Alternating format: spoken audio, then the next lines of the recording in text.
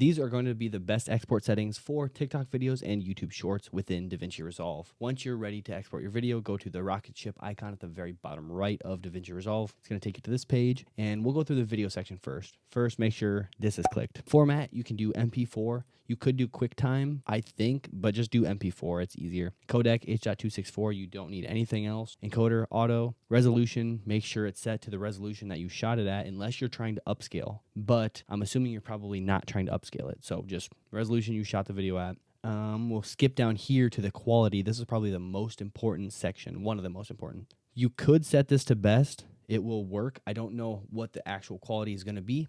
I always just restrict it to a specific amount. And for your YouTube Shorts and TikToks, I do 20 kilobits per second, 20,000 kilobits per second, because this leaves a lot of quality without making the file size too big. If you increase it to 30, 40, 50,000 kilobits per second, it's going to be a much bigger file size, and I don't think you really need that since people are viewing it on a phone. 20,000 is probably a good number. Encoding profile can be high. This keyframes, though, this depends on what you're recording at. As you can see, I'm recording at 5994 frames per second. So I can just do 60 frames per second. So then it's going to have a keyframe every 1 second. If you're doing something like gameplay footage, you might want to do 30 frames here, because then you're going to have a frame every half second instead of 1 second. That's going to just make playback a bit smoother. I think the advanced settings, you can keep all of this stuff on the preset. I haven't really touched any of this stuff, and the subtitles, nothing there. YouTube settings, nothing there, because we're talking about TikTok and YouTube Shorts.